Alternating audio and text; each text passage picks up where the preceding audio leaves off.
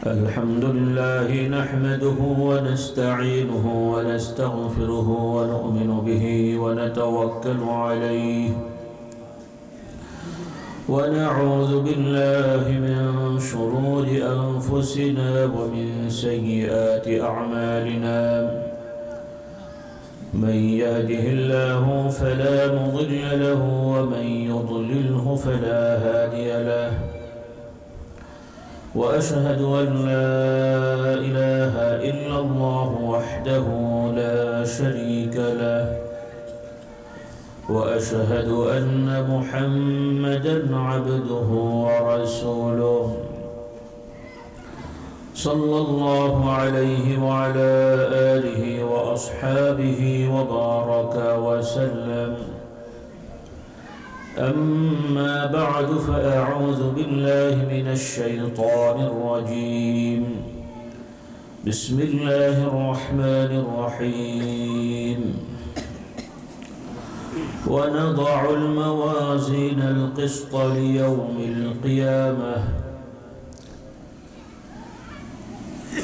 فلا تظلم نفس شيئا وإن كان مثقال حبة من خردل أتينا بها وكفى بنا حاسبين الحمد لله আমরা একটি গুরুত্বপূর্ণ সভা মজলিসে বসতে পেরেছি শুকরিয়া আদান করি আলহামদুলিল্লাহ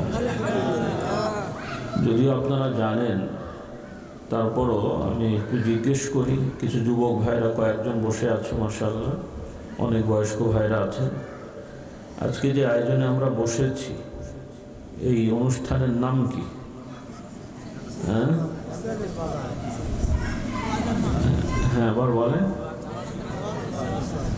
আচ্ছা অনেকগুলো এসছে নাম ইসালে সব ওয়াজের মাহফিল জান্নাতের বাগান অনেকে অনেক কিছু বলেছেন তো যাই হোক এই নামগুলোই লেখা হয় বলা হয়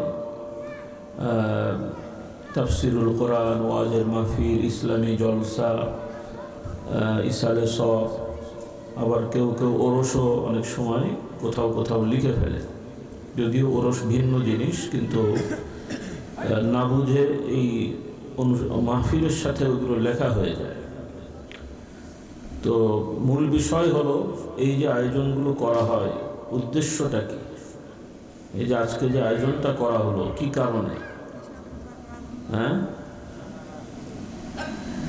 কি কারণে মাশাআল্লাহ কোরআন সুন্নাহ থেকে কিছু শেখার জন্য বলি আলহামদুলিল্লাহ এটাই হলো মূল উদ্দেশ্য বাস্তবিক উদ্দেশ্য এটা আর এর পেছনের উদ্দেশ্য হলো যে আমরা শিখলে লাভটা কি ডিগ্রি হবে নাকি চাকরি হবে তাহলে কি লাভ হবে শিখলে পালন করা সম্ভব হবে আর পালন করতে পারলে আল্লাহ তাআলার সন্তুষ্টি অর্জন করা যাবে জান্নাতি হয়ে আল্লাহ তাআলার সাথে সাক্ষাৎ করা যাবে বলুন সুবহানাল্লাহ ওইটা হলো মূল উদ্দেশ্য বলুন সুবহানাল্লাহ দুনিয়ার খাওয়া দাওয়া জান্নাতের নেয়ামত খাওয়া দাওয়া বিলাসিতা এগুলো উদ্দেশ্য না এগুলো আনুষঙ্গিক এগুলো কি আনুষঙ্গিক মূল পাওনাটা হচ্ছে ইমানদারের যে মহান স্রষ্টা নাই থেকে সব কিছু বানিয়ে মানুষদেরকে বিশেষ সম্মান মর্যাদা দিয়ে পৃথিবী পাঠিয়ে সব ব্যবস্থাপনা করে দিলেন সেই মহান রব্বুল আলামিনের বান্দা হিসেবে তার কাছে কবুল হয়ে তার সাক্ষাৎ পাওয়া এটাই হলো মানুষের সবথেকে বড় পাওনা বলুন সুবহানাল্লাহ এই উদ্দেশ্যটা আমাদের মনে রাখতে হবে এখন এই পৃথিবীর যত গণ্ডগোল সব কিছুর কারণ হলো যে এই উদ্দেশ্য মানুষ ভুলে গেছে এমনকি মুসলমানদের অনেকেই ভুলে গেছে শুধু বেনামাজিগুলো নয় এমনকি নামাজিগুলো নামাজের মধ্যে উদ্দেশ্য ভুলে গেছে পড়তে হয় তাই পড়ে আল্লাহ আমাদের হেদায়েত দান করুন এখান থেকে বের হয়ে আসার চেষ্টা থাকতে হবে আল্লাহ তাআলা হেদায়েত দান করবেন আমরা কোনো কিছু করে ফেলার ক্ষমতা রাখি না কিন্তু চেষ্টা করতে হয় কি করতে হয় চাষ করতে হয় নিরাতে হয় চাষ করতে হয় পানি দিতে হয় সার দিতে হয়, পরিচর্যা করতে হয়, কিন্তু ফলন কি ফলাতে পারবেন? ফলন কে ফলাবেন? তাহলে ঘরে শুয়ে থাকেন নাকি? এমনি হয়ে যাবে। হ্যাঁ, তাহলে আল্লাহ তাআলা বিধান করেছেন ওই কাজগুলা করতে হয়। বলুন সুবহানাল্লাহ। ওইভাবে হেদায়েত আল্লাহ তাআলা দেবেন, কিন্তু এই মানুষের মধ্য থেকে কিছু মানুষদেরকে আল্লাহ তাআলা নির্ধারণ করে নবুয়ত দিয়েছেন, মানে আল্লাহর পক্ষ থেকে জ্ঞান দান করে তাদেরকে দায়িত্ব দিয়েছেন মানুষের কাছে ওই জ্ঞান পৌঁছে দেওয়ার জন্য। সুবহানাল্লাহ। আল্লাহ তাআলা সৃষ্টিগতভাবে প্রত্যেক মানুষকে হিতাহিত জ্ঞান দিয়েছেন, যেটাকে প্রচলিত বাংলায় কি বলে? বিবেক। হ্যাঁ, বিবেক, হিতাহিত জ্ঞান, কমন সেন্স বলে না, এটা আল্লাহ তাআলা প্রদত্ত, বলি আলহামদুলিল্লাহ। তবে এর সাথে সাথে আবার এই প্রদত্ত জ্ঞানটাও যাতে শয়তান আবার নষ্ট করে ভুল পথে না নিয়ে যায়, বা যাদেরকে নিয়ে গেছে এদেরকেও আবার সঠিক পথ দেখানোর জন্যে আল্লাহ তাআলা নবী রাসূলগণের ধারাবাহিকতা পৃথিবীতে রেখেছিলেন। নাকি এখনো আছে? হ্যাঁ, ছিল কিন্তু এখন নাই। তার মানে আর আল্লাহর দিন পালন করা লাগবে না? নবীদের ধারাবাহিক শেষ? নাউজুবিল্লাহ। হ্যাঁ, না, কথা বোঝেনি। নবীদের আগমনের ধারাবাহিকতা শেষ, কিন্তু আল্লাহ তাআলার দিন পালনের ধারাবাহিকতা শেষ হয়নি। কিয়ামত পর্যন্ত এটা চলবে। বলুন সুবহানাল্লাহ। কিন্তু নবীদের ধারাবাহিকতা শেষ হয়ে আল্লাহ তাআলা করে দিয়েছেন মুহাম্মদুর রাসূলুল্লাহ সাল্লাল্লাহু আলাইহি সাল্লামের মাধ্যমে, তথা মানুষ এবং জিন সম্প্রদায়, এরা মুকাল্লাফ বলা হয় আরবিতে, অর্থাৎ এদের প্রতি শরীয়তের বিধিবিধান আছে, আইন কানুন, যেটা বাস্তবায়ন হবে, সামাজিকভাবে বাস্তবায়ন করতে হবে। আর পশু পাখি অন্যান্য সৃষ্টিরও আইন আছে, কিন্তু সেটা ভিন্ন রকমের, কারণ পশুদের বিচার, মানে পশুদের জান্নাত জাহান্নামের ফয়সালা নাই। কি নাই? জান্নাত জাহান্নামের ফয়সালা নেই। বিচার আছে, কিন্তু জান্নাত জাহান্নামের ফয়সালা নেই। মানুষ এবং জিন সম্প্রদায়ের জান্নাত জাহান্নামের ফয়সালা আছে। সেই বিচারের জন্য আল্লাহ তাআলা পৃথিবীতে আমাদেরকে বিধান দিয়ে কোনটা ভালো মন্দ নবী রাসূলগণের মাধ্যমে পরিপূর্ণভাবে জানিয়ে দিয়েছেন। মুহাম্মদ রাসূলুল্লাহ সাল্লাল্লাহু আলাইহি সাল্লামের দ্বারা এটা পরিপূর্ণ করে দেওয়া হয়েছে, বলি আলহামদুলিল্লাহ। এখন কিয়ামত হবে আমরা সবাই বিশ্বাস করি, হবে না? হবে না? বিশ্বাস সবার আছে আলহামদুলিল্লাহ। আলহামদুলিল্লাহ। কিছু যুবকদের হয়তো অস্পষ্টতা আছে, তারা মনে করে, হুজুররা বলে হতেও পারে, কি নাও হতে পারে।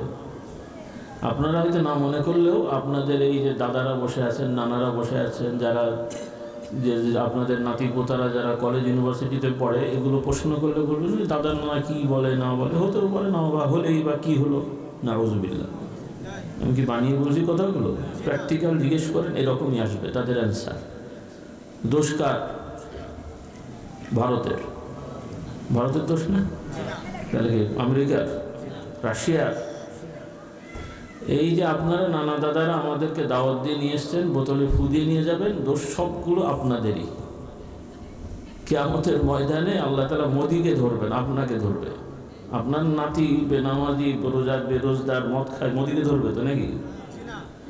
আল্লাহ আমাদের হেদায়েত দান করুন। এই কথাগুলো বোঝার চেষ্টা করেন, কারণ আপনারা এখন আলহামদুলিল্লাহ বুঝদার আছেন, কিন্তু একটা শ্রেণীর মানুষ ইসলামকে গতানুগতিক একটা রেওয়াজ বানিয়ে ফেলেছে, সামাজিক রেওয়াজ আর কি। যেমন পান্তা খেতে হয়, খেজুরের রস খেতে হয়, ওইরকম বিশ্বায় পাশে পানি পড়ে নিতে হয়, এরকম একটা ব্যাপার। হ্যাঁ, এইরকম ইসলাম হয়ে গেছে, নাউজুবিল্লাহ। এই ইসলাম দিয়ে কবরেও নাজাত পাওয়া যাবে না, হাসরেও নাজাত পাওয়া যাবে না। আল্লাহ তাআলা যে ইসলাম দিয়েছেন ওই ইসলাম আমাদের শিখতে হবে, মানতে হবে। আল্লাহ তাআলা আমাদের তৌফিক দেন। আর এটা খুব কঠিন কাজ না যে আপনাদের 12, 14, 16 বছর দাওরা পাস, টাইটেল পাস করতে হবে, ইউনিভার্সিটিতে যেতে হবে। এগুলো জরুরি না, এগুলো ভালো, এগুলো লাগবে না তা নয়, এগুলো দরকার নেই তা বলিনি আমরা। তবে মুসলমান হতে হলে এগুলো ফরজ, ওয়াজিব না। মুসলমানের শিক্ষাটা আল্লাহ তাআলা জাতি ধর্ম নির্বিশেষে সকল মানব জাতির জন্য আল্লাহ তাআলা দ্বীনকে সহজ করে দিয়েছেন। বলি সুবহানাল্লাহ। একটু নিজেরাই প্রশ্ন করেন, অনেক ওয়াজ মসজিদ তো শোনা মানুষ আপনারা। আমরা এই সমাজের সব থেকে ভালো মুসলমান যিনি, আর আল্লাহর নবীর সমাজের সাহাবাদের মধ্যে যারা আমাদের থেকে তো উঠেছে, কিন্তু সাহাবাদের মধ্যে যারা সব থেকে নিম্নমানের মুসলমান, কে বড় বলেন তো? বুঝেনি, বলেন, আবার বলেন, কে বড়? না বুঝতে পারেন না? কটা কি কঠিন হয়ে যাচ্ছে নাকি? আল্লাহ রসুল সাল্লাল্লাহু আলাইহি সাল্লামের সাহাবী যারা, তাদের মধ্যকার যারা, তাদের মধ্যে নিম্ন পর্যায়ের আর কি, তারা আমাদের সমাজের সব থেকে ভালো মুসলমানের থেকেও ভালো। বলুন সুবহানাল্লাহ। এটা কোনো রকমের বাড়াবাড়ি কথা না। কেন এই কথাটা বললাম আমরা? যে আল্লাহ রসুল সাল্লাল্লাহু আলাইহি সাল্লামের সাহাবারাও মানুষ, বরং আমাদের তুলনায় তাদের অনেকেই একটা সময়ে বড় বড় অন্যায় করেছে। আমরাও অন্যায় করেছি, কিন্তু আশা করি কোনো মুসলমানের সন্তান মূর্তি সরাসরি পুজো করেনি। করেছেন আপনারা কেউ? তবে বাহ্যিক না করলে অন্য ধরনের মূর্তি পুজো আছে। এই সমাজের কিছু নামাজি রোজাদারও আছে যারা বালা মুসিবত পেরেশানিতে ঝামেলায় পড়লে বিভিন্ন মাজার দরগায় যে মানত করে। আপনাদের গ্রামে নেই মনে হয়? হ্যাঁ হ্যাঁ। তাহলে এরা সরাসরি মূর্তি পুজো করলো না, কিন্তু মূর্তির কাছে যে কারণে মানুষগুলো যেত ওই জিনিস কিন্তু এর মধ্যেও আছে। নাউজুবিল্লাহ। একজন গ্রাম থেকে গরু চুরি করে নিয়ে এসছে, আর একজন অফিস থেকে টাকা চুরি করেছে। কে ভালো? গরু চোরটা নাকি টাকা চোরটা? কে ভালো ভাই? তো শুনতেই গরু চোরটা একটু বেশি খারাপ লাগে আর কি বলেন? গরু চুরি করে নিয়ে এসছে, কিন্তু আইনে কিন্তু দুটোই কি চোর। তো একজন আল্লাহওয়ালা মানুষের মূর্তি বানিয়ে তার কাছে চায়, আর একজন মূর্তি বানায়নি, কিন্তু একজন আল্লাহওয়ালার কবরে যে মানত নিয়ত করে মনে করে যে ইনি ভালো করতে পারে।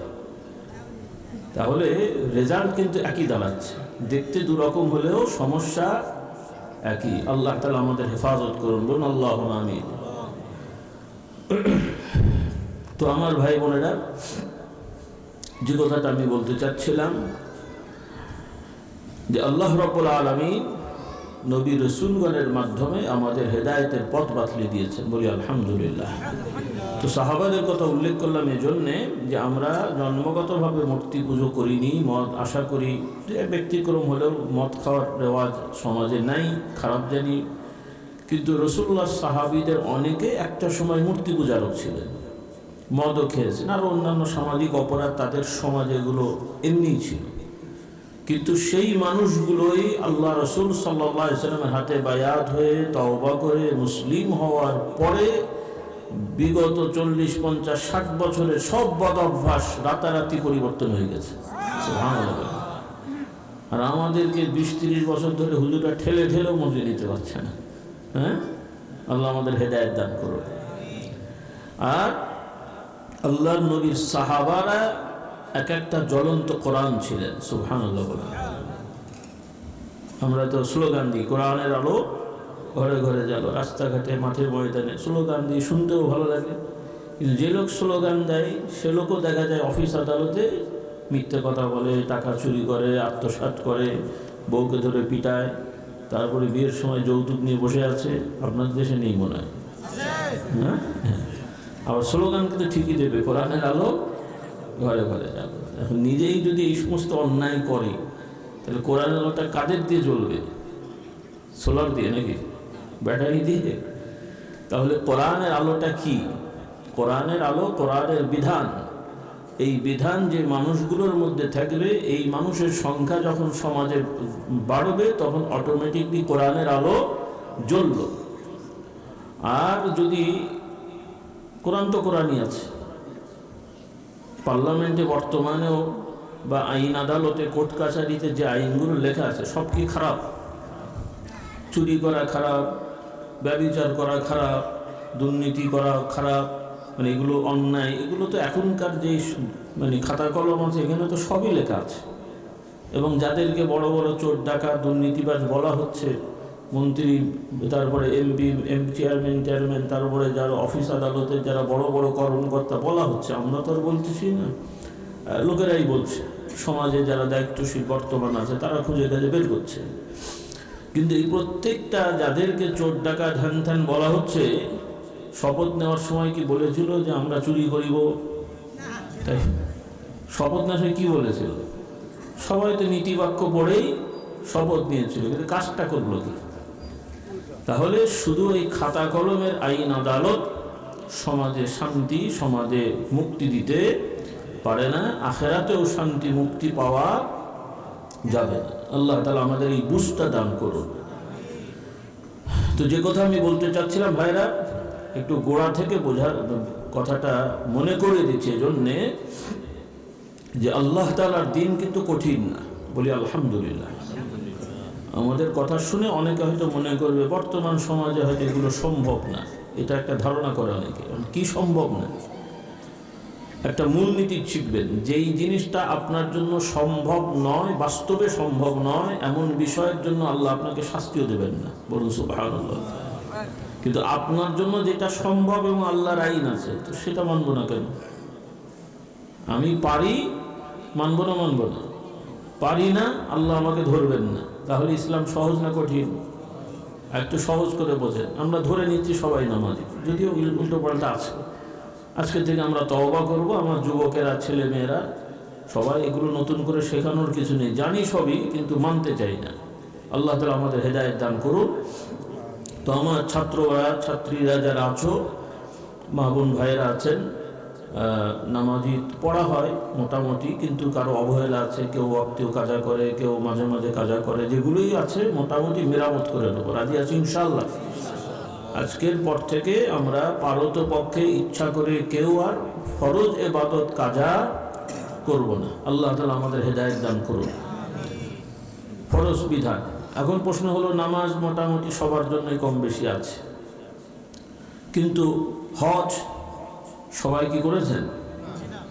তো এখন আমি যদি বলি, বা হুজুর এসে বলে, ভাই আপনারা হজ করেছেন সবাই, এক দুইজন বুড়ো বলে আমরা করেছি, বাকি সব করে নেই। এখন তার ফতোয়া কি হবে? যারা আল্লাহর বিধান হজ করেনি সব কাফের নাকি? তাই তো হলো। আল্লাহর বিধান হজ করলেন না কেন আপনি কাফের? মশলা কি এরকম? মশলা কিরকম? যে আল্লাহর বিধান হজ আপনার পারলে করতে হবে, না পারলে ক্ষমা হয়ে যাবে, কিন্তু হজ যে আল্লাহর বিধান এটা বিশ্বাস করতে হবে। বলুন সুবহানাল্লাহ। আইনটা এরকমই। এখন সমাজে আল্লাহ তাআলার সামাজিক অনেক আইন আছে, যেগুলো সবাই হয়তো না পারলেও কিছু লোক পারার কথা কিন্তু করলো না, সেটার দোষ তাদের। আর আপনি আমি যাদের পালন করার ক্ষমতা নেই, আপনি আমি বিশ্বাস করব, কোনো রকমের অন্তরে ত্রুটি রাখবো না, ইনশাল্লাহ পাশ হয়ে যাব। বলুন সুবহানাল্লাহ। এই নীতিটাকে ঠিক করেন। কারণ আমাদের বড় সমস্যা হলো যে একে তো পালন করলাম না, উল্টো আরো অবজ্ঞা করলাম, লাগবে না বললাম। সমস্যা এখানে। এক লোক হজ করতে পারলো না, খুব আকাঙ্ক্ষা, যদি হজে যেতে পারতাম। মাঝে মাঝে হুজুরকে বলে, হুজুর আমার জমি আছে, বিক্রি করে চলে যাই। আরে ভাই, জমি বিক্রি করে খাবেন কি? তো এইভাবে তো আল্লাহ বলেননি। আগ্রহ আছে যাওয়ার, মাঝে মাঝে এরকম লোক আসে আমাদের কাছে, আবেগ আছে। তো আমাদেরও জিজ্ঞেস করতে হয় যে আপনার কি আছে না আছে, চাষবাস করেন, তাতে বোঝা যায় যে যার খেতমেত যা আছে এগুলো তার সংসার চালানোর জন্যই দরকার হয়ে যায়। কাজে ওগুলো বিক্রি করে দিলে হজ হবে, তারপরে সে বিপদে পড়তে হবে। তাহলে এই সিচুয়েশনে হজ কি হয়নি? ফরজ হয়নি। আবার অনেক ভাইয়েরা আছেন, তারা মনে করছে আমার তো লাখ লাখ টাকা জমা নেই, কাজে হজ ফরজ নেই, কিন্তু ওনার কোটি কোটি টাকা জমি আছে। কি বলেন? লাখ টাকা হয়তো জমা নেই, কিন্তু কোটি কোটি টাকার জমি আছে, ওখান থেকে সামান্য বিক্রি করলে তার খাওয়া দাওয়া চলাফেরায় কোনো কষ্ট হবে না, কিন্তু তার উপরে হজ কি হয়ে গেল? ফরজ হয়ে গেল। এই বিষয়টা অনেকে বুঝতে পারে না। আবার মনে করছে যে হ্যাঁ যাওয়া যাবে, কিন্তু এখনও তো ছেলের বিয়ে হয়নি, মেয়ের বিয়ে হয়নি, দিয়ে দিই তারপরে। না, এটা ভুল কথা। ছেলে মেয়ের বিয়ে শাদী দিতে হবে, সেটাও যেমন ঠিক আছে, তবে ওইটার জন্য হজের সাথে সম্পৃক্ত না। আগে একটা রেওয়াজ ছিল, সেটাও কারণ ছিল, তা ওই দিকে আর আমি যাচ্ছি না, কারণ এখন এই সমস্যা অতটা নাই। তো জাস্ট আমি বোঝার জন্য বলছি যে প্রথমত আমাদের সমাজের কিছু ভাইরা যখন আল্লাহর কথা ইসলামের কথা বলা হয় কারণ দিয়ে শোনে ঠিকই, কিন্তু বলে এরকম, তাদের উক্তিটা এরকম যে হুজুররা কত কথা বলবে, ইসলামকে অত মানা যায়, বলুন নাউজুবিল্লাহ। এই তো আর এক মুশকিলের কথা। প্রথমত বিশ্বাস করতে হবে যে আল্লাহ তাআলার দ্বীন অপালনযোগ্য না, যে মানা যাবে না এমন না, তবে মান্যতাটা কিরকম সেটা বুঝতে হবে। এখন আপনি আমি যদি ভুল বুঝি তো সেটা তো আর ইসলামের দোষ না। ওষুধ ভুল খেয়ে যদি আপনার রিয়াকশন হয়, দোষ কি ওষুধের না আপনার ভুলের? হ্যাঁ, ওষুধ তো ভালো জিনিস, কিন্তু ভুল খেয়েছেন তো সেটা তো আরেকটা জিনিস। তো আমাদের অনেকের ইসলাম বোঝার সমস্যা আছে, যারা অনেক সময় হুজুর পরিচয় দিই আমরা, আমাদেরও ভুল হয়, যার কারণে আমাদের ভুলের কারণে ইসলাম ভুলভাবে বোঝার কারণে আমাদের সমাধান হচ্ছে না। আল্লাহ তাআলা আমাদের হেদায়েত দান করুন, বলুন আল্লাহুম্মা আমিন। তো বেশি কথা বলার মতন পরিস্থিতি নেই, সংক্ষেপ কিছু বলে ইনশাআল্লাহ দোয়ায় শরীক হব। মুসাফির হালতে আছি, ভাই বোনেরা আছেন।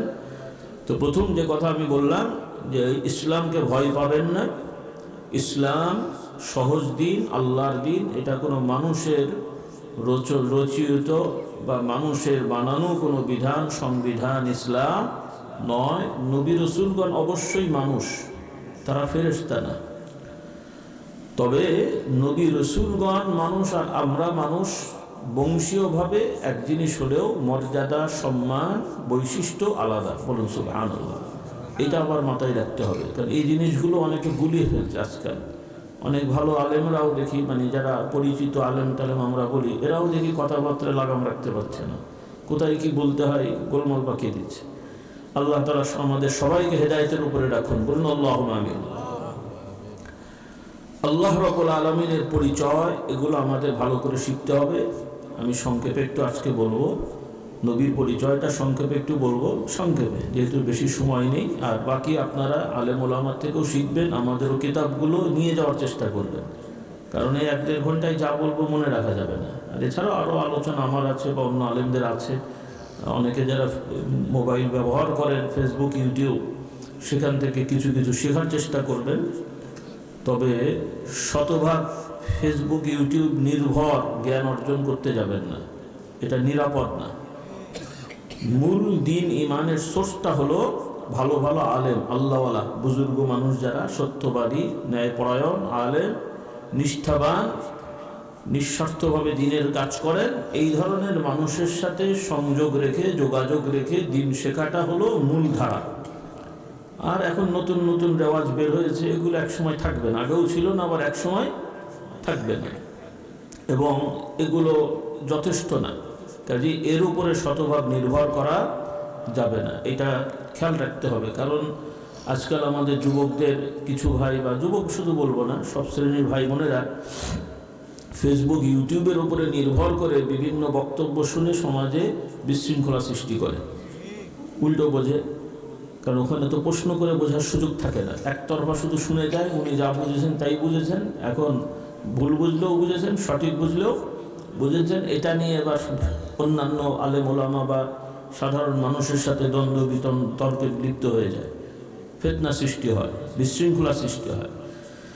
আল্লাহ তাআলা আমাদেরকে সকল ফিতনা ফাসাদ থেকে হেফাজত করুন, বলুন আল্লাহুম্মা আমিন। তো সংক্ষেপ কথা হলো ভাইরা, আমরা মুমিন মুসলিম, আল্লাহ তাআলার কথা তো শুনে থাকি, কিন্তু যথাযথভাবে অনেকের অনুধাবন করার সুযোগ হয় না, যার কারণে দেখি আমরা কলেমা শরীফ মুখে পড়লেও কিন্তু এই কলেমা ইমানের পরিপন্থী কথাও বলি, কাজও করি, নাউযুবিল্লাহ। এগুলো আমাদের আল্লাহ তাআলার গুণ না জানার কারণে, না বোঝার কারণে এই সমস্যাগুলো হয়, নাউযুবিল্লাহ। অনেকে শিরকি কথাবার্তাও বলি, আল্লাহ তাআলা আমাদের হেফাজত করুন। তো আমরা সবাই কলেমা শরীফ তো পড়েছি, পড়ি, জিকির করি। কি পড়ি আমরা? লা ইলাহা ইল্লাল্লাহ। এর অর্থ কি?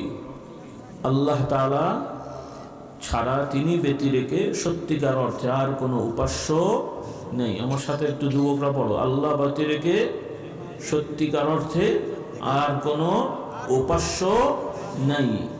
এটা হলো কলেমার সারমর্ম অনুবাদ। আর এই লা ইলাহা ইল্লাল্লাহ, আল্লাহ ছাড়া ইলাহ নেই, সেই আল্লাহের গুণ আল্লাহ তাআলা বিভিন্ন আয়াতে তিনি আমাদেরকে শিক্ষা দিয়েছেন, বলি আলহামদুলিল্লাহ। আয়াতুল কুরসি অনেকেই মুখস্থ আছে, পড়েন এবং জানেন যে এই আয়াতটা পড়লে এই কতগুলো আয়াত আল্লাহ তাআলা হেফাজত করেন, বলি আলহামদুলিল্লাহ।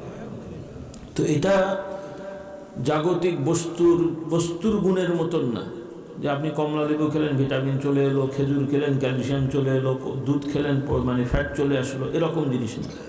এটা ইমানের সাথে সম্পর্ক। কিসের সাথে? ইমানের সাথে। অর্থাৎ শুধু এমনি বিশ্বাস করে পড়ছেন যে হুজুররা বলেছেন কাজেই পড়লাম, কিন্তু আমার জানা মতে যারা এই আমলটা করেও বেশিরভাগ মানুষ বুঝে আমলটা করে না, মানে বুঝতে পারে না কি পড়ে। পড়তে হয় আয়াতটা বরকতে, তাই পড়ে, কিন্তু আয়াতে কি আছে সবাই কি বোঝে না। এটা বোঝার চেষ্টা করবেন। সংক্ষেপে একটু বলে দিই যে এই আয়াতগুলোর এত গুরুত্ব কেন। কারণ এই আয়াতটা ইমানের সাথে সম্পৃক্ত, আর আল্লাহর প্রতি যার অগাধ বিশ্বাস ইয়াকিন থাকবে আল্লাহ তাআলা তাকে বিশেষভাবে হেফাজত করবেন। সুবহানাল্লাহ। কিভাবে হেফাজত করেন? বিশেষ হেফাজত। একটা হলো সাধারণ হেফাজত, আর একটা হলো বিশেষ হেফাজত। আল্লাহ তাআলার প্রিয় বান্দার পথে চলতে পারলে দুনিয়াবি সকল উপকরণের ঊর্ধ্বে উঠে আল্লাহ তাআলা তাকে হেফাজত করেন। সুবহানাল্লাহ। আল্লাহ তাআলা কোরআনের দৃষ্টান্ত দেখিয়েছেন। দু একটা নাম বলেন তো দেখি আমার কথা বুঝে থাকলে, কিভাবে আল্লাহ তাআলা তার বান্দাকে হেফাজত করেন বা করেছেন দুনিয়ার নিয়মের বাইরে। হ্যাঁ, ইউসুফ আলাইহিস সালাম, আর কে? মাশাআল্লাহ। ইব্রাহিম আলাইহিস সালাম, আর কে?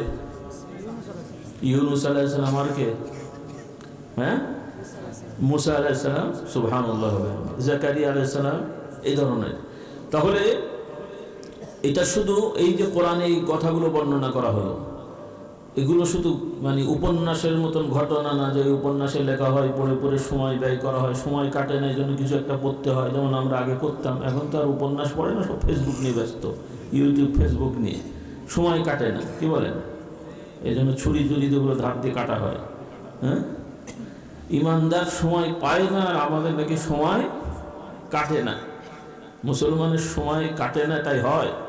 ও বেচারা তো সময়ই পাবে না, সুবহানাল্লাহ করে। কিন্তু আমাদের এখন বদ অভ্যাস যে সময় নাকি কাটে না, নাউজুবিল্লাহ করেন। আল্লাহ আমাদের হেদায়েত দান করুন। মানে সময়টা কিভাবে কাজে লাগাবেন আপনি আমি সেটা বুঝতে পারি না। অথচ এই অবসর সময়টা আমাদের বড় ইনকামের রাস্তা, বলুন সুবহানাল্লাহ। যার যত বেশি অবসর সময় আছে আপনি ওই সময়টা দিয়ে তত বেশি ইনকাম করতে পারেন। যেই ইনকাম, যেই আয়, যেই উপার্জন আপনার জন্যই থাকবে, নিজে নষ্ট না করলে কেউ ওইটাকে ছিনিয়ে নিতে পারবে না, বলুন সুবহানাল্লাহ। এই বুঝটা আমাদের হারিয়ে গেছে। এজন্য আমরা অশ্লীল পথ, অন্যায় পথ, ফালতু কাজে আমরা সময় নষ্ট করছি। কোটি কোটি বিলিয়ন মিলিয়ন টাকা, ডলার, সম্পদ আমরা অপচয় করছি। আল্লাহ তাআলা আমাদের হেদায়েত দান করুন। আজকে অন্যদের আর কি দোষ দেবো? অমুসলিম তো অমুসলিম, কাফের তো কাফেরই, তো ওগুলো তার বিচার করার কিছু নেই। একজন মরে গেছে, এখন চোখ ভালো আছে বলে আর লাভ আছে নাকি? সেই ঘটনার মতন রাস্তায় অ্যাক্সিডেন্ট করে মরে পড়ে গেছে, এখন একজন দেখে বলছে ওর চোখটা ঠিক আছে। কি বুঝলেন? তো চোখ ঠিক দেখলে কি, ও তো জীবনই নাই, চোখ ঠিক আছে। তো এখন কাফের মুর্শিদের কথা বলে তার লাভ হচ্ছে, ও তো ইমানই নেই। আর আমরা যারা ইমানের দাবি করি, মুমিন, মুসলিম, আরব দেশ, অন্য দেশ, হ্যান দেশ, তেন দেশ, আলেম ওলামা, 14 গোষ্ঠী যেগুলো আছি আমরা, আমাদের মধ্যেই অন্যায় অপরাধ ভরে গেছে। একদল মানুষ খেতে পাচ্ছে না, আর একদল আমরা অপচয় করছি, নাউজুবিল্লাহ। একদল মানুষ থাকতে পারছে না, আর একদল মানুষ কি বলে মানুষের প্রতি অবিচার করে সম্পদ ধ্বংস করছে। আল্লাহ আমাদের হেদায়েত দান করুন। সব দেশে এগুলো চলছে মুসলমান নামধারীদের মধ্যে। তো যাই হোক, কথা বেড়ে যাচ্ছে। যে কথাগুলো আমি বলতে চাচ্ছিলাম যে আল্লাহ তাআলার সাথে আমার ভাই বোনেরা, কথা সবার জন্য, পুরুষ নারী সবাই তো আল্লাহর বান্দা, নাকি বলেন? কবরে তো নারী পুরুষ সবাইকে যেতে হবে। পুরুষ নারী প্রশ্ন কি আলাদা না একরকম? পুরুষের প্রশ্ন কটা কবরে, আর মেয়েদের 1.5টা, হাফ তো নাকি? কটা হবে? আল্লাহু আকবার। জান্নাত জাহান্নাম শুধু পুরুষেরই আছে, নারীদের নাই? আল্লাহ তাআলা পুরুষ নারী সবাইকেই ইবাদতের দায়িত্ব দিয়েছেন। হয়তো পদ্ধতি তরিকার কিছু ভিন্নতা আছে, কিন্তু প্রতিদান সবার জন্য যে যেমন তেমন করে দেবেন। সুবহানাল্লাহ বলেন। আমার মা বোনরা পিছপা হবেন না, তবে আবার আগ বাড়তে যে পুরুষের থেকে আগিয়ে বা ঘাড়ে উঠবেন না। হ্যাঁ, দুটোই আমাদের সমস্যা। কিছু মহিলারা বা পুরুষরা মনে করে মহিলাদের অত পড়াশোনা করে বা জ্ঞান অর্জন করে বা ইবাদত করা দরকার কি। মহিলারা মনে করে আমরা মেয়ে মানুষ অত শিখে টিকে ইবাদতের কি দরকার, এরকম ধারণা অনেক মহিলাদের আছে। আর কিছু মহিলারা এখন ইবাদতে তার অগ্রসর হচ্ছে না, এখন এই আধুনিক হাওয়া লাগার কারণে তারা এখন নারী স্বাধীনতা, নারীর ক্ষমতায়ন, তারপরে নারীর মর্যাদা রক্ষা করা, এই সমস্ত বুলি তারা শোনে। কথাগুলো শুনতে ভালো লাগে, কিন্তু এই সুন্দর কথার মধ্যে বিষাক্ত কিছু পদ্ধতি তরিকা বা মানে রাস্তা তারা বাতলে দিয়েছে আমাদের ভাই বোনদের মধ্যে। এখন নারীরা এক ধরনের বেপরোয়া হয়ে যাচ্ছে দিনকে দিন। পরিবার, সমাজ, পরিবার, সংসার, বাবা মা এগুলোর আর তোয়াক্কা করছে না। তাদের মাথায় ঢুকেছে যে মেয়েরাও পুরুষের মতন নিজের পায়ে দাঁড়াবে। হ্যাঁ, এই টেন্ডেন্সি এখন হয়েছে না হয়নি? আর ছেলে মেয়ের বাবারাও, মায়ের বাবারাও এখন ওই ধাঁচে, এখন তারাও মনে করছে মেয়েরা পড়ছে, পড়ুক, MA পাশ করুক, BA পাশ করুক, তারপরে বিয়ে শাদী করে ঘর সংসার করবে। এই ধারণাটা অনেকের মধ্যে ঢুকে পড়েছে। এখন একটা মেয়ে BA পাশ করবে, MA পাশ করবে, তারপরে বিয়ে হবে, ততদিনে তার বয়স কত হয়? হ্যাঁ, একটা বয়স হয়ে যায় না? একজন পুরুষ BA পাস, MA পাস করলেও যে বয়সী হোক তার যে অবস্থানটা থাকে মুসলিম পরিবারে, আর একজন মহিলা ওই বয়সে গেলে তার কি সে অবস্থান থাকে? তাহলে তখন এক পর্যায়ে বিপদগামী হয়ে যায়, তখন মিলাতে কষ্ট হয়ে যায়। কারণ এটা আল্লাহ তাআলার স্বাভাবিক নিয়মের বাইরে। কিসের বাইরে? আর অমুসলিমদের কথা তো আমি আগেই বলেছি, কারণ তাদের তো আগেকার সমাজে, মানে এই আগেকার বলতে একটা সময় তো তাদের ধর্মের নামে অতি বাড়াবাড়ি ছিল, সেটা ছিল ভিন্ন কথা। তখন বাল্য বিবাহ তো হতোই, আর বিয়ের পরে কোনো ধরনের অধিকার থাকতো না মহিলাদের। মানে এক ধরনের বিয়ে হয়ে যাওয়া মানে ওই মহিলাটা স্বামীর এক ধরনের দাসী হয়ে যাওয়া আর কি। সে মারুক, ধরুক, কাটুক, যাই করুক, ওর আর কিছু বিচার সালিশ করার সুযোগ নেই। এমনকি ওই স্বামী নির্যাতন করলেও তাকে বাদ দিয়ে সে চলে যাবে, এই ধরনের অধিকারও ছিল না। অন্যান্য ধর্মে এখনো নাই। যেমন ইসলাম ধর্মে একজন পুরুষ যেমন স্ত্রী পছন্দ না হলে, তার সাথে বনিবনা না হলে যেমন তালাক দিতে পারে, একজন নারীও তার স্বামী যদি তার পছন্দ না হয় তালাক নিতে পারে কি না? কি আইন কি? আল্লাহর আইন কি? সমাজের আইন বলছি না, আল্লাহর আইনে কি পারে না? পারে না? পারে। এই অধিকার আল্লাহ তাআলা দিয়েছেন। এটা তো আর নতুন অধিকার না। আমাদের প্রিয় নবী মুহাম্মদ সাল্লাল্লাহু আলাইহি ওয়াসাল্লাম, তাকে দিয়ে আল্লাহ তাআলা এই অধিকার বাস্তবায়ন করেছেন। বলুন সুবহানাল্লাহ। তাহলে মহিলাদের তো অধিকার তারা পেয়ে গেছে, আল্লাহর আইনে তো আছে, কিন্তু সমাজে অন্যান্য ধর্মে এইগুলো নাই। তো না থাকার কারণে তারা জুলুমের শিকার হয়েছে, নির্যাতনের শিকার হয়েছে। এবং আমার জানার মতে অন্যান্য ধর্মে পুরুষরা যেভাবে বাবা মার সম্পত্তি পায়, নারীরা কিন্তু ওভাবে সম্পত্তি পায় না। মানে তারা মূলত অন্যান্য সমাজে, অন্য ধর্মের মেয়েরা তারা বাপের বাড়ি থাকে, স্বামীর বাড়িতে যায়, কিন্তু ব্যক্তিগত সম্পদের মালিক হতে পারে না। কিন্তু ইসলামের বিধানে, আল্লাহর আইনে যদি আমরা ইসলাম মানি, আমাদের সমাজের মেয়েরা সম্পদের মালিক হচ্ছে না? হয় না? হয় না? হয় না?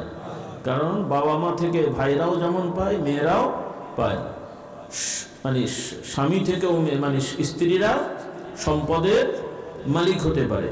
তাহলে এইভাবে তাদের সমস্যা তো সমাধান আল্লাহ তাআলা আমাদের করে দিয়েছেন, বলি আলহামদুলিল্লাহ। তাহলে আমাদের সমাজে আল্লাহ তাআলা যে বিধান দিয়েছেন আমরা পালন করলে আমাদের সমাজের নারীদের কোনো ধরনের সমস্যা থাকবে না বা ছিল না। আর অন্যান্য ধর্মের নারীদের ধর্মের নামে তারা নির্যাতিতা, সামাজিকভাবে তারা নির্যাতিতা, যার কারণে বিস্ফোরণ হয়ে একটা পর্যায়ে তাদের মধ্যে বিদ্রোহ সৃষ্টি হয়েছে। তারা অধিকার চাইতে যে এখন সমান করে ফেলতে চেয়েছেন। আচ্ছা, যাই হোক, সেটা করতে যে আরেকটা ঝামেলা হয়েছে এখন সেখানে। আগেকার সমাজে রেওয়াজ ছিল বিয়ে শাদী হতো, ছেলে মেয়ে হতো, ঘর সংসার হতো এক পর্যায়ে। এরপরে এই আধুনিকতার নামে এদের এখন কি হলো, বিয়ে শাদী হবে, বাবা মা হওয়ার জন্য তারা বিয়ে করবে। আর বাবা মা হওয়ার আগ্রহ যতদিন থাকবে না, ছেলে মেয়ে কে কী করছে ওগুলো নিয়ে আর বাদ বিচার করার দরকার তাদের নাই। বলুন নাউজুবিল্লাহ। আমি আর ও কথা মুখে উচ্চারণ করতে চাচ্ছি না, বাকি আর বোঝাতে হবে। এভাবেই তাদের সমাজ চলে। আর এখন কিন্তু আপনারা মুসলমান, আপনাদের সমাজেও আমাদের সমাজেও এখন এই ধ্যান ধারণা চালানো হচ্ছে, ছেলে মেয়েরা বন্ধুত্ব হবে, একসাথে থাকবে আর বাকি আর মুখে বলতে পারছি না। এরপরে একটা পর্যায়ে যে তারা সিদ্ধান্ত নেবে বিয়ে করবে কি করবে না। বলুন নাউজুবিল্লাহ। হ্যাঁ, এই ধরনের চিন্তাও সমাজে চলছে অলরেডি। তো এগুলো হচ্ছে তাদের সমস্যা। আল্লাহ তাআলা আমাদের হেফাজত করুন। তো আমি কথা প্রসঙ্গে যেটা বলতে চাই, আমার ভাই বোনদের যারা অভিভাবক, আপনার ছেলেকেও যেমন প্রাপ্তবয়স্ক হলে তাকে প্রতিষ্ঠিত করে সামাজিকভাবে চেষ্টা করবেন প্রতিষ্ঠিত করে বিয়ে দেওয়ার, এবং আপনার মেয়েদেরকেও প্রাপ্তবয়স্ক হলে পড়াশোনা করবে, তার সাথে সাথে বিয়ে শাদিও দিয়ে দেবেন। অপেক্ষা করবেন না যে সে বিয়ে পাশ করবে, এমএ পাশ করবে তারপরে বিয়ে দেবেন। এই ধরনের অপেক্ষা বিশেষ করে মেয়ে মহলের জন্য কখনোই উচিত হবে না, কারণ এটা করলে আপনারাই বিপদে পড়বেন। অলরেডি বিপদে পড়েছে অনেক মানুষ। আল্লাহ তাআলা তাদেরকে হেফাজত করুন। আমরা তাদেরকে জন্য দোয়াও করি এবং অনুরোধ করি, পরামর্শ দিই, যা ভুল হয়েছে আর সামনে যেন এই ভুল না হয়।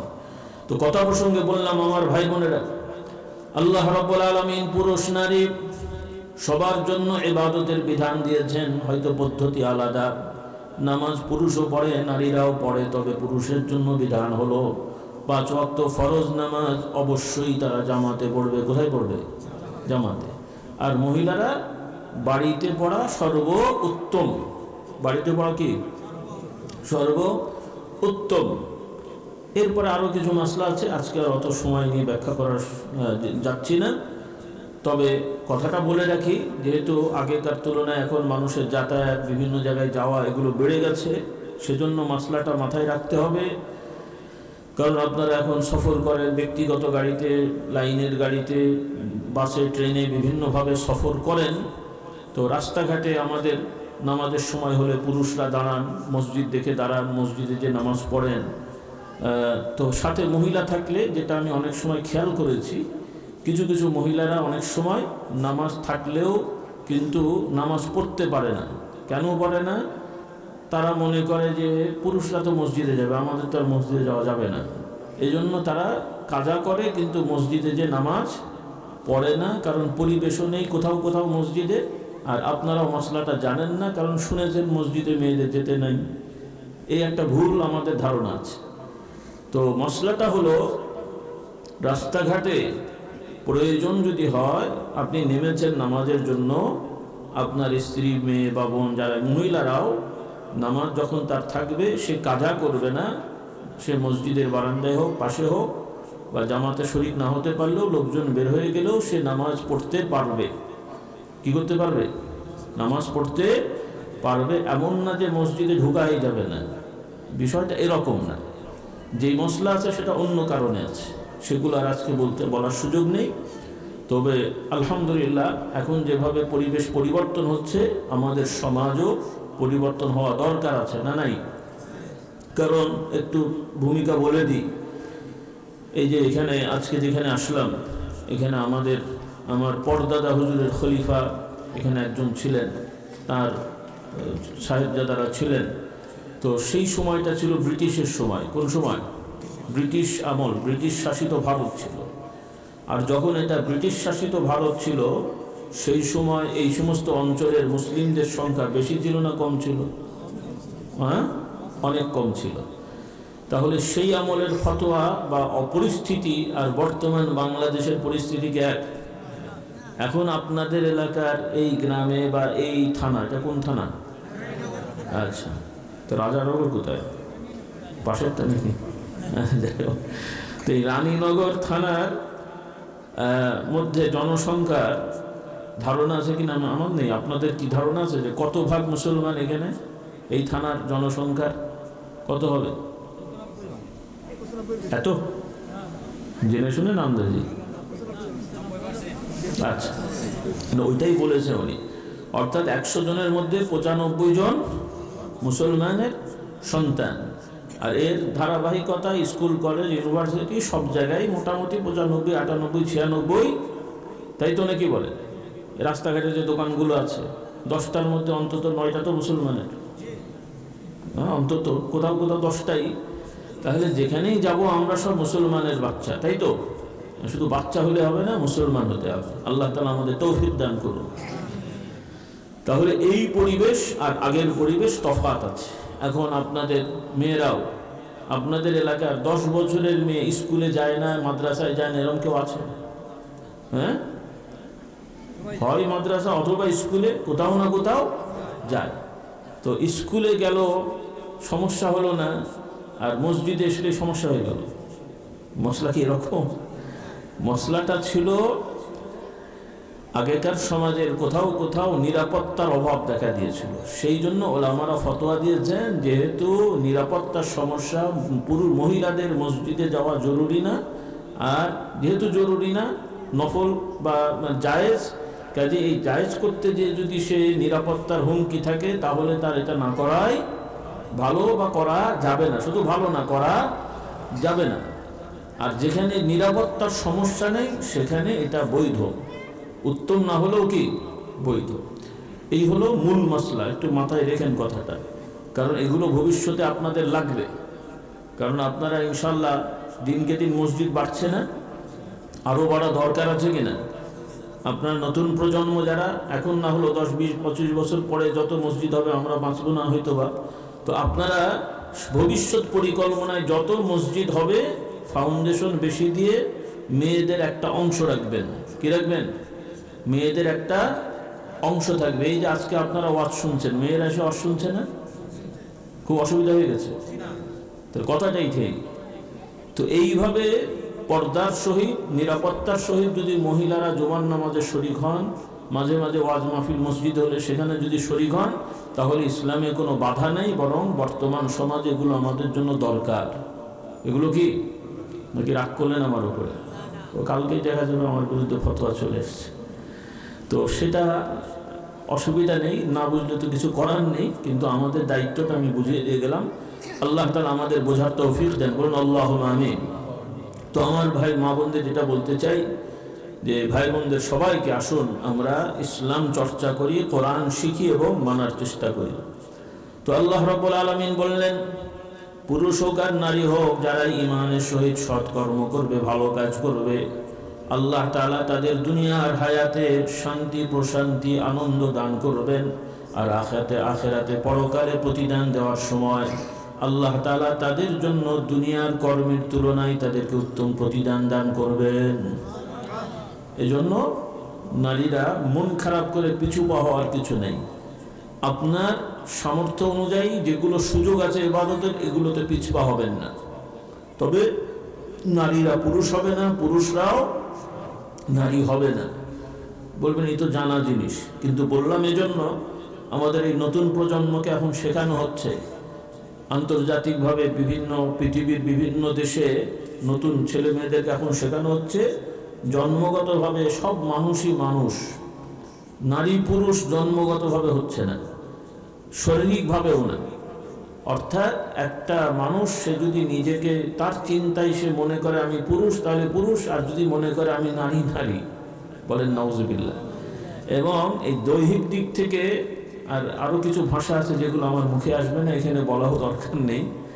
তারা এভাবে ছেলে মেয়েদেরকে শেখাচ্ছে যে এই একজন শারীরিকভাবে পুরুষ, কিন্তু তার কাছে কেন যেন মনে হচ্ছে সে নারী হলে ভালো হতো, বা নারী হওয়ার তার মন চাইছে। সে যদি কোর্টে যে দরখাস্ত করে যে আমি আজকে থেকে নারী হতে চাই, কোর্ট তার এই চাহিদা অনুযায়ী তাকে নারী বলবে, নাউজুবিল্লাহ বলেন, এবং সরকারিভাবে এটা গ্রান্টেড। এরপরে কোনো নারী যদি পুরুষ হতে চায় তাহলে কি হবে? পুরুষ হয়ে গেল। এই যে সিস্টেমটা কি বলে মনে আছে আপনাদের? ইংরেজিতে কি বলে? ট্রান্সজেন্ডার। এই যে ট্রান্সজেন্ডারটা একটা নাম শুনেছেন না? নাকি আমার বুড়ো চাচারা মনে করছে নতুন ডিগ্রি মনে হচ্ছে নাকি? MA দিয়ে সাথে নতুন একটা ট্রান্সজেন্ডার ডিগ্রি নাকি? নাউজুবিল্লাহ। অনেক গ্রামের মানুষ বেচারা বুঝতে পারে না কি জিনিস এগুলো আবার। তো যাই হোক, এর মানে হচ্ছে যে আপনার ছেলে বলবে আমি মেয়ে, আপনাকে বলতে হবে হ্যাঁ ও মেয়ে। আপনার মেয়ে বলবে আমি ছেলে, বলতে হবে কি ছেলে, শরীরে সব ঠিক রেখেই। নওজুবিল্লাহ বলেন। আবার আর এক গ্রুপ আর একটু বেড়ে গেছে, শুধু শরীর ঠিক, সে আবার অপারেশন করে পরিবর্তন হয়ে যাবে, বলুন নওজুবিল্লাহ। এই শয়তানিও চলছে, কত রকম শয়তানি আছে। তারপরে আবার আইন হচ্ছে ছেলে চাইলে ছেলে বিয়ে করবে, মেয়ে চাইলে মেয়ে বিয়ে করবে। এইগুলো পৃথিবীর কোনো দেশে রাষ্ট্রীয়ভাবে আইন হয়ে গেছে। এখন আপনাদের দিকে ওরা মোতাবজ্জ হয়েছে, যে হুজুররা মোতাবজ্জ হয়, এখন ওরা আপনাদের দিকে কি মোতাবজ্জ হয়েছে যে আপনাদের ছেলেমেয়েরা যেন এরকম হয়, বলুন নাউজুবিল্লাহ। আল্লাহ আমাদেরকে হেদায়েত দান করুন। তো এগুলোকে হালকা করে দেখবেন না। আপনারা মনে করেন এই গ্রামগঞ্জে হুজুর এগুলো বলার দরকার কি? আপনার নাতিপোতা ছেলেরা যে এর থেকে নিরাপদ তা কিন্তু মনে করার সুযোগ নেই, কারণ আপনাদের এই এলাকার কলেজ ইউনিভার্সিটির প্রভাষক লেকচারারদের মধ্যে এদের চর ঢুকে গেছে অলরেডি, এবং এরা ভেতরে ভেতরে ঠিকই কাজ করে যাচ্ছে ছেলে এবং মেয়েদের মধ্যে। সেজন্য আপনাদেরকে সতর্ক হতে হবে যে এই ধরনের কোনো সুযোগ কাউকে দেওয়া যাবে না। আর ছেলে মেয়েকে যদি আগে থেকে দিন শিখিয়ে ফেলেন তাহলে তো আরো সুযোগ পাবেন ইনশাআল্লাহ। কারণ আপনার ছেলে মেয়ে যদি দিনটা বুঝে যায় তাহলে তাকে কি আর এগুলো খাওয়ানো যাবে ভাই? হ্যাঁ, এই জন্য দিনটা আগে আপনারা শিখিয়ে দেবেন। আমার মা বোনদের বলতে চাই, আসুন ঈমান আকীদাটা পরিশুদ্ধ করেন, কোরআনের সাথে লেগে থাকেন। ছাত্ররা বাচ্চারা যে কয়জন আছে এখানে, তোমাদের আহ্বান করব, নতুন বছর শুরু হয়েছে, গতানুগতিক স্কুল কলেজের সিলেবাস, মাদ্রাসার সিলেবাসের বই তো পড়তে হবেই, শিখে নেও, ভালো করে পড়তে হবে। নকল করার কোনো ধরনের টেন্ডেন্সি রাখা যাবে না, যেটা আমাদের বাংলা, ভারত, পাকিস্তান এই সমস্ত বেল্টের একটা বড় সমস্যা হচ্ছে নকল করার প্রবণতা। এটা খুবই ভয়ঙ্কর আকারে বেড়ে গেছে। এজন্য এটা কিন্তু হালকা করে দেখবেন না। এটা একটা ইসলামের আইনেও একটা কবিরা গুনাহ, বড় অপরাধ। কি অপরাধ বলেন একটু আমার সাথে? এটাকে আপনারা হয়তো মনে করছেন যে এইগুলো বলে লাভটা কি, তো বাচ্চারা একটু করেই, নিজেরাও করে অভ্যাস হয়ে গেছে, তো কি এখন আর ওগুলোকে বড় অন্যায় মনে করা হচ্ছে না। কিন্তু এগুলো যে কত বড় অন্যায় এটা আপনারা খেয়াল করতে পারছেন না। কারণ ইসলামের মূল নীতি হলো কোনো মুমিন, কোনো মুসলিম সে ধোঁকাবাজ হতে পারে না। আর এই নকল দিয়ে ধোঁকাবাজ হওয়াটা শুরু হয়। কি হয়? ধোঁকাবাজ শুরু হয়, তার ফাউন্ডেশনটা হয় ধোঁকা। কারণ যে ছেলে মেয়েটা নকল করে করে পাশ করবে, স্বাভাবিকভাবে সে অযোগ্য হবে। এরপরে যখন অযোগ্য হবে, সার্টিফিকেট পাবে, সে জানে ইন্টারভিউতেও টিকবে না, কাজে ওখানেও ধোঁকা দিতে হবে তাকে। কাজে ওখানেও সে ধোঁকা দিয়ে কি করবে? একজন ভালো যোগ্য মানুষের জায়গায় সে দখল করবে, তাহলে আরেকজনের অধিকার হরণ করা হবে এবং সারাটা জীবন হারাম খাবে। এবার বোঝেন খেলাটা কোথায়? আর শেষ বয়সে মনে করছেন হজে চলে গেল, আর বিশ্বাসকে হাদিয়া দিয়ে মুড়ি ধরে জব্বা লাগিয়ে সুবহানাল্লাহ আলহামদুলিল্লাহ বললো, ফেরেশতারা ঘাড়ে করে জান্নাতে চলে যাবে। ইসলাম কি রকম? আল্লাহ আমাদের হেদায়েত দান করে। কারণ এই তো সারাটা জীবন হারাম খেয়েছে। নামাজ তো পড়তে হবে, কিন্তু এই নামাজ কবুল হবে না। রোজা তো রাখতে হবে, কিন্তু এই রোজা কবুল হবে না। হজ তো করতে হবে, কিন্তু এই হজ কবুল হবে না। আমি বলি না, আল্লাহ নবী বলেন। কারণ অন্যায় পথে হারাম খেয়ে যদি জীবনটাকেও বিসর্জন দিয়ে দেয়, আল্লাহ নবী বলছেন তাও সে শহীদের মর্যাদা পাবে না, বলুন নাউজুবিল্লাহ। একজন মানুষ জীবন দিয়ে দিচ্ছে, কিন্তু তার পোশাক আশাকে হারাম ছিল, সে যে অস্ত্র টস্ত্র কিনেছে সেটাও হারাম টাকার ছিল, যুদ্ধে যে খরচটা করেছে হারাম টাকার ছিল। আল্লাহ নবী বলছেন সে শহীদদের অন্তর্ভুক্ত হবে না, বলুন নাউজুবিল্লাহ। এই জন্য মুসলমানের বুনিয়াদি হলো ঈমান, যেমন বুনিয়াদি জিনিস, ওইভাবে হালাল খাওয়া, ধোঁকাবাজ না হওয়া, স্পষ্টবাদী হওয়া, এটা মুমিন মুসলমানের একটা মৌলিক গুণ। কিন্তু এটাই আমাদের আজকাল হারিয়ে যাচ্ছে। যে যত বেশি ধোঁকা দিতে পারছে উনি স্মার্ট হয়ে গেছে। কি বলেন? ধোঁকা দেওয়াটা এখন স্মার্টনেস, আর সত্যি কথা বলাটা এখন পাগলামি, ভাবসাব এরকম। হ্যাঁ, কেউ সত্যি কথা বলেও একটা পাগল ছাগল বলে ফেলেছে। আর যে লুকোচুরি করতে পারে, মিথ্যে বলতে পারে, উনি হলো স্মার্ট খো। কি বল? নাউজুবিল্লাহ। আল্লাহ আমাদের হেদায়েত দান করুন। মানে এই শয়তানি কাজগুলোই আমাদের কাছে এখন আকর্ষণীয় এবং ভদ্রতা রূপান্তরিত হয়েছে, বলুন নাউজুবিল্লাহ। আল্লাহ তাআলা আমাদের হেদায়েত দান করুন। সেজন্য ছেলে মেয়ে সবাইকে বলতে চাই, নতুন বছর ক্লাস ঠিক মতো করবে, ফাঁকি দেবে না, পাঠ্যপুস্তকের প্রথম থেকে শেষ পর্যন্ত ভালো করে পড়বে, পরীক্ষার সময় প্রস্তুতি নিয়ে আল্লাহর প্রতি ভরসা রেখে তাওয়াক্কুল করে পরীক্ষা দেবে। আল্লাহ যা তোমার রেজাল্ট দেন ওইটাতেই সন্তুষ্ট থাকতে হবে, হাই হতাশ করা যাবে না, তকদিরে বিশ্বাস থাকতে হবে। আর চাকরির সময়ও ধোঁকা দেওয়া যাবে না, সততার উপরে মেহনত করবে। আল্লাহ তাআলা তোমাকে বড় করবেন, দুনিয়াতেও সম্মানিত করবেন, আখিরাতেও সম্মানিত করবেন। বলুন সুবহানাল্লাহ। এই বিশ্বাস আমাদের থাকতে হবে। রাজি আছি ইনশাআল্লাহ? আর এর পাশাপাশি আমাদের এখন যেটা খুব জরুরি সেটা হলো আমাদের ঘরে ঘরে ছেলে মেয়েদের ঈমান এবং কোরআন শিক্ষা দেওয়া, যেটা খুবই অভাব। কেমন অভাব? যে এই শিক্ষার জন্য যে মাদ্রাসাগুলো প্রতিষ্ঠিত হয়েছে সেখান থেকেও আমরা এই ফল পাচ্ছি না। অনেক মাদ্রাসার দাখিল আলেম কামেল পাস ছেলেরাও সহি করে কোরআন পড়তে পারে না, এমনকি ঈমান আকীদাও দুর্বল। আল্লাহ আমাদের হেদায়েত দান করুন। তো স্কুল কলেজের আর কি বলবো বাবা, ওখানে তো এগুলো পড়ানো হয় না।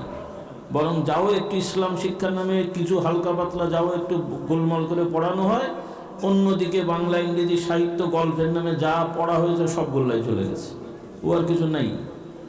বাস্তব কি এটা? না অবাস্তব বললাম? এই জন্যে আমাদের যেটা প্রতিটা মসজিদ কেন্দ্রিক আপনাদের অনুরোধ, যুবকরা বাচ্চারা তোমরাও মসজিদে জুমার দিন অন্তত আগে আগে যাবে, এবং প্রতিটা মসজিদে সকালবেলার যে মক্তব এখন অনেক জায়গায় চালু আছে, আপনারা প্রতিটা মসজিদের যে কমিটি আপনারা, এখন তো ওই মসজিদ কেন্দ্রিক সমাজ বলে মনে হয়, একটা সমাজের একটা মসজিদ বা এরকম, অর্থাৎ প্রতিটা মসজিদেই অথবা ছেলে মেয়ের বাচ্চার সংখ্যা কম হলে দুই মসজিদে, মানে প্রতি দুই মসজিদে একটা মসজিদে করেন, যে প্রতি এইভাবে মসজিদ কেন্দ্রিক আমাদের ছেলে মেয়েদের সহি শুদ্ধ কোরআন শেখানো, নামাজ শেখানো, ঈমান আকীদা শেখানো, এবং ইসলামী যে একমাত্র আল্লাহ তাআলার দেওয়া বিধান এই ইয়াকিনটা তাদের অন্তরে গেঁথে দেওয়া। রাজি আছে ইনশাআল্লাহ? এবং এই ছেলে মেয়েদেরকে ছোটবেলা থেকে শেখাতে হবে ইসলামে যেমন খাওয়ার বিধান আছে, পোশাকের বিধান আছে, বিয়ে শাদীর বিধান আছে, বাবা মা বা কেউ মারা গেলে তার সম্পত্তি বন্টনের বিধান আছে, ওইভাবে সমাজ পরিচালনা, রাষ্ট্র পরিচালনা, বিচার সালিশ, এখানেও আল্লাহর আইন আছে না নাই? সেখানে আমরা কার আইন মানব? আমেরিকার আইন আছে, ফ্রান্সের আইন আছে, রাশিয়ার আইন আছে, আল্লাহর আইন আছে, কারটা মানবো আমরা? কিন্তু আপনারা মানছেন কারটা? এখন কারটা মানা হচ্ছে? এখন মানা হচ্ছে কার? মানুষের আইন মানা হচ্ছে। চুরি করা অপরাধ সবাই বলি, কিন্তু শাস্তি কি? হ্যাঁ, গণতন্ত্রের আইনে একরকম শাস্তি, রাশিয়ার আইনে আর এক রকম শাস্তি, কিন্তু ইসলামের আইনে আর এক রকম শাস্তি। কিন্তু আমরা মুসলমান হয়েও আল্লাহর আইনে শাস্তি মানছেন না। তাহলে শান্তি আসবে কোত্থেকে? চুরি বন্ধ হবে কেমন করে? কারণ আল্লাহর আইনে যদি শাস্তি দেওয়া হয় তাহলে অটোমেটিকলি সমাজে অপরাধ একদম থাকবে না বলা যাবে না, কিন্তু এত কমবে যে ওটা নাই বললেই চলে। বলুন সুবহানাল্লাহ। জানেন তো কথাগুলো? আল্লাহ তাআলা আমাদের বোঝার তৌফিক দেন। ওই রকম যে ব্যভিচার করা অন্যায়, কথাই লেখা আছে, শাস্তিও কিছু হয়, কিন্তু ওই যে শাস্তি দেওয়া হয় এই শাস্তি এই অপরাধ দমন করার জন্য যথেষ্ট নয়। আল্লাহর আইন থাকলে এখন এই আমাদের মা বোনরা বিপদে পড়তো না। এখন ওই শাস্তি কঠিন না হওয়ার কারণে আমাদের মহিলারা, সশস্ত্র বিভাগের মহিলারাও তাদের সহকর্মীদের দ্বারা বিপদে পড়ে। বাকি আর ওই শব্দ আমি আনতে চাই না। বাংলাদেশও, শুধু অন্য দেশে না, বাংলাদেশে মুসলমানের দেশ, নারী আন্দোলন করে নারীদের ক্ষমতায় পাঠাতে পাঠাতে সশস্ত্র বিভাগেও নারীদের পাঠালেন আপনারা। সশস্ত্র বিভাগের কাজ কি? জনগণের নিরাপত্তা দেবে। আর আমাদের মা বোনেরাই ওই বাহিনীর সদস্য হয়ে তাদের সহকর্মীদের দ্বারা নির্যাতিত হয়, কিছু করতে পারে না। তো আপনাদের নিরাপত্তা দেবে কি? বুঝলেন? কে কার নিরাপত্তা দেয় রে বাবা? উনি নিজের নিরাপত্তাই এটা তো সাধারণ না, এটা তো ট্রেনিং আছে। সাধারণ মহিলা বুঝলাম পুরুষের সাথে পেরে ওঠেনি, বিপদে পড়েছে, তো এই মহিলাদের তো ট্রেনিং আছে, তো তাদের ট্রেনিং গেল কোথায়? তখন গেল কোথায়? কাজেই পুরুষদের সাথে মহিলারা মারামারি করে পেরে ওঠা এটা চারটিখানি কথা নয়, যত ট্রেনিংই থাকুক।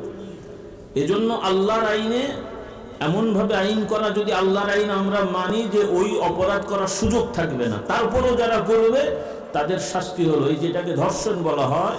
ইসলামের বিধান অনুযায়ী ধর্ষণের শাস্তি হলো মৃত্যুদণ্ড দেয়া। কি দেওয়া? মৃত্যুদণ্ড দেয়া। আর জেনা ব্যভিচারের 2 রকমের শাস্তি, বিবাহিত হলে 100টা চাবুক মারা, আর অবিবাহিত হলে তার মৃত্যুদণ্ড দেয়া, পাথর মেরে, এটা হলো উত্তম। নাউজুবিল্লাহ।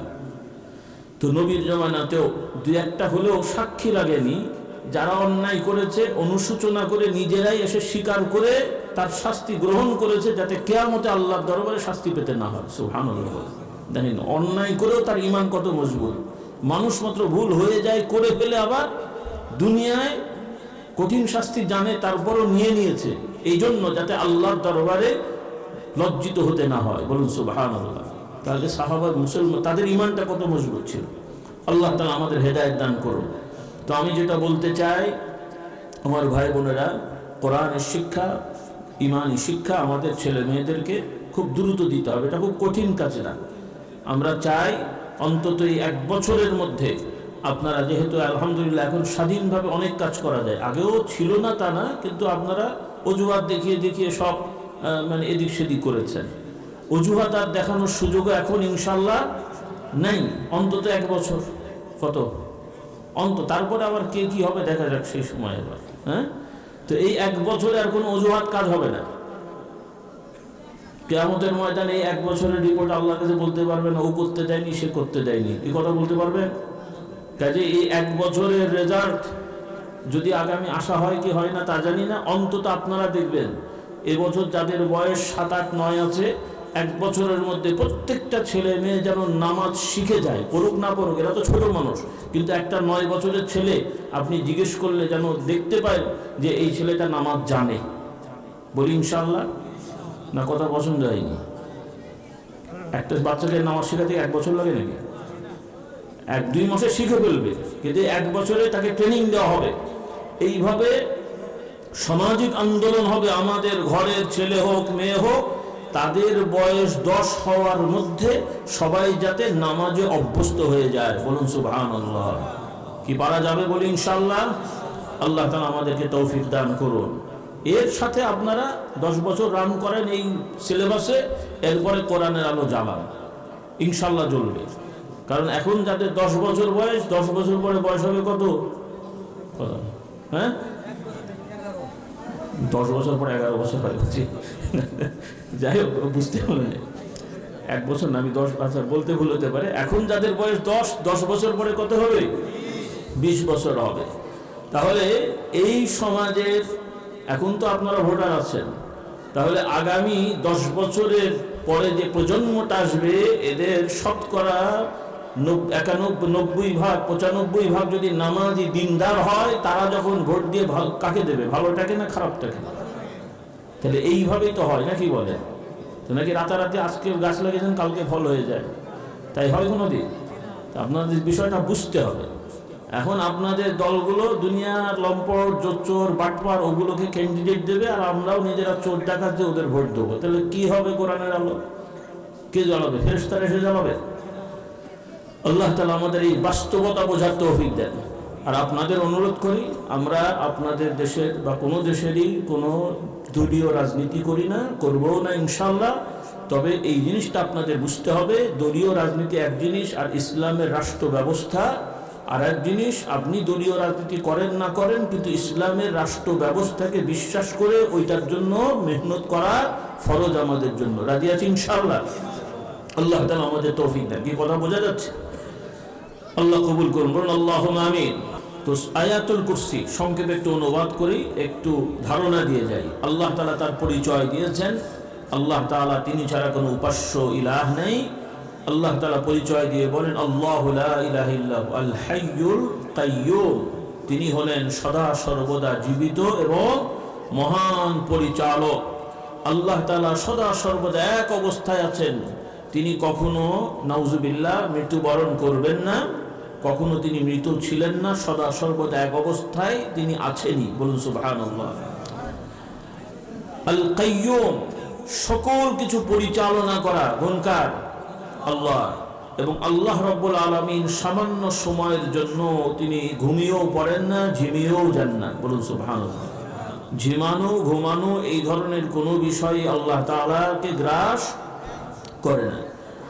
আল হাইয়ুল কাইয়্যুম, لا تأخذه سنة ولا نوم له ما في السماوات والأرض আসমান জমিনের যা কিছু আছে সবকিছুই তার অধীনস্থ, সবকিছুই তার হুকুমে পরিচালিত হয়। কার হুকুমে? শুধু জমিন না, আসমান, আসমান জমিন সহ সর্বক্ষেত্রে কার হুকুম পরিচালিত হয়?